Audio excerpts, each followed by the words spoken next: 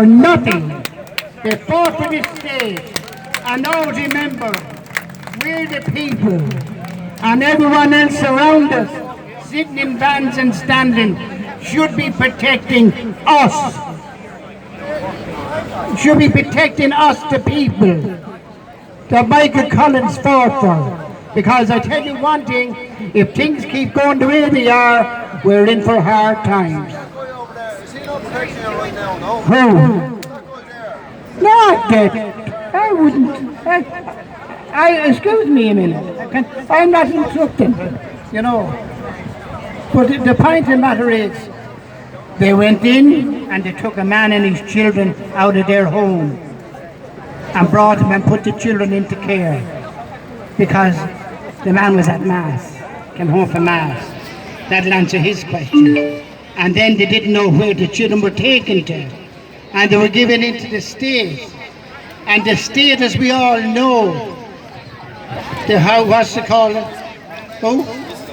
Tusla. My God, look into the history of that. And I tell you one thing, we should hang our heads in shame for what's been going on. And everyone is just walking by, and our poor children are suffering and have suffered abuse of all sorts through all these places. I counsel the people. I know what I'm talking about. And my God, I tell you, people of Ireland want to wake up, because there's not going to be much future for our children and our grandchildren if we don't stand by them. In the schools at the moment, there's a man going around giving out leaflets for people to sign to hold the headmaster responsible for anyone that gives an injection to a child. They'll be held responsible. So a lot of the teachers are stepping away from it. Right, okay. Thank you very much. Well done, Will. Thanks, Will, everyone. Well done. Thanks a million for that. All right. Well done to him. It's always very difficult to speak to people in public, and especially when you have people coming over and arguing and stuff. But everybody's entitled to their opinion, and everybody's entitled to have a voice. So, do you want to wrap it up? 2 minutes left. You want to wrap it up? No, we can't head back. Can you give me a word on that, 2 minutes? What?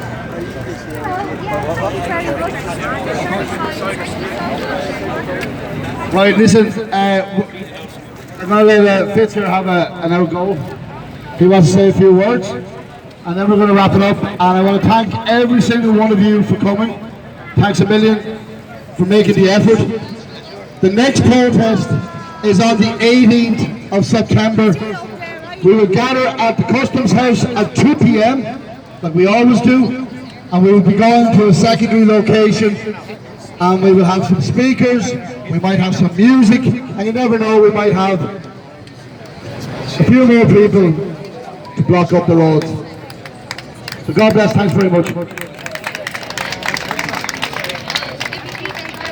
Thanks a million for coming, everybody.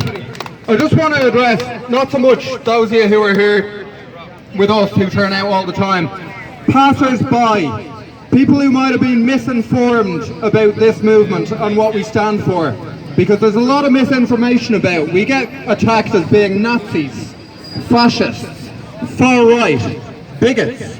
They say that we hate black people. They say that we hate gay people. It's a load of nonsense. This is a people's movement.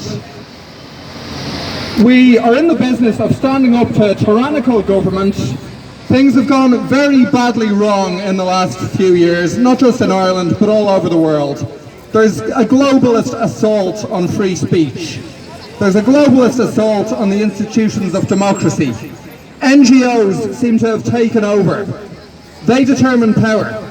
They determine what happens everywhere. Citizens don't seem to have a say in it anymore. This movement and movements like it have sprung up because people see what's going on and we're not intent on putting up with it. We want to resist. So any of you who are not quite sure, you might have heard a lot of misinformation about this movement, come at it with an open mind. Listen to what people are saying, not what you're being told they're saying. Check out the opposition figures in this country and what they have to say, not the lies RTE are telling you about them. And hopefully, as all this comes to a halt, as people start to wake up and see what's going on, the truth will emerge. The people who have spoken up for truth all along will eventually be saluted for what they've done. As I say, thanks for coming and see you next time.